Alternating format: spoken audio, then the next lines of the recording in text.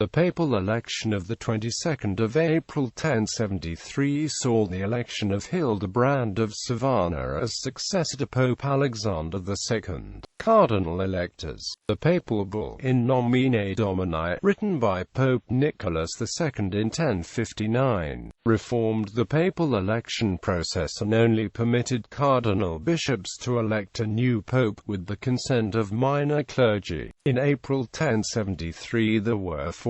The available data indicate that only two were present in Rome at the time of Alexander II's death: Giovanni, Cardinal Bishop of Porto; Ubaldo, Cardinal Bishop of Sabina. Absent. Two cardinal bishops were absent, one of them was on a foreign legation, and the second was also a Benedictine abbot and not a resident of Rome. Gerald of Regensburg, Cardinal Bishop of Ostia, Papal Legate in France.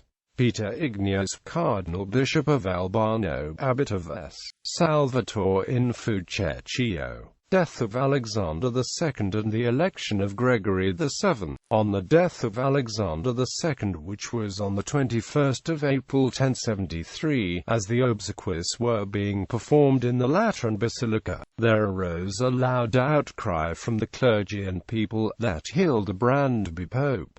Blessed Peter has chosen Hildebrand the archdeacon. Later, on the same day, Hildebrand was conducted to the Church of St. Peter in chains and elected pope there in legal form by the assembled cardinals, with the due consent of the Roman clergy, amid the repeated acclamations of the people. It was debated at the time, and remains debated by historians, whether this extraordinary outburst in favor of Hildebrand by clergy and people was wholly spontaneous or could have been the result of some preconcerted arrangements. Certainly, the mode of his election was highly criticized by his opponents. Many of the charges brought may have been expressions of personal dislike, liable to suspicion from the very fact that they were not raised to attack his promotion until several years later, but it is clear from his own account of the circumstances of his election that it was conducted in a very irregular fashion, and that the forms prescribed by the law of 1059 were not observed. Above all, the requirement of Pope Nicholas II that the Holy Roman Emperor be consulted in the matter was ignored. However, what ultimately turned the tide in favor of validity of Gregory's election was the near-universal acclaim of the Roman people. In this sense, his election harkened back to the earliest centuries of the Church of Rome, regardless of later canonical legislation.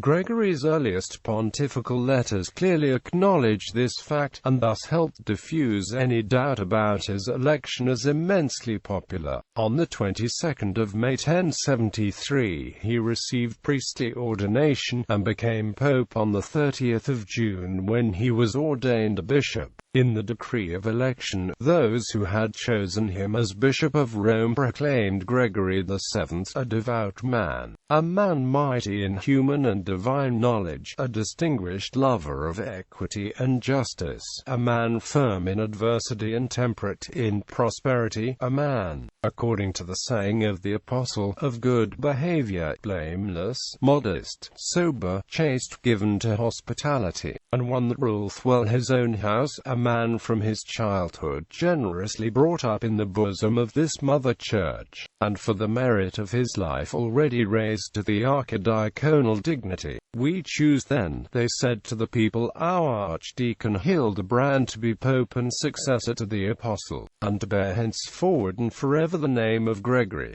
Gregory's first attempts in foreign policy were towards a reconciliation with the Normans of Robert Guiscard. In the end the two parties did not meet. After a failed call for a crusade to the princes of northern Europe, and after obtaining the support of other Norman princes such as Landulf of Benevento and Richard I of Capua, Gregory was able to excommunicate Robert in 1074. In the same year Gregory summoned a council in the Lateran Palace, which condemned simony and confirmed celibacy for the Church's clergy. These decrees were further stressed, under menace of excommunication, the next year. In particular, Gregory decreed in this Second Council that only the Pope could appoint or depose bishops or move them from see to see, an act which was later to cause the investiture controversy.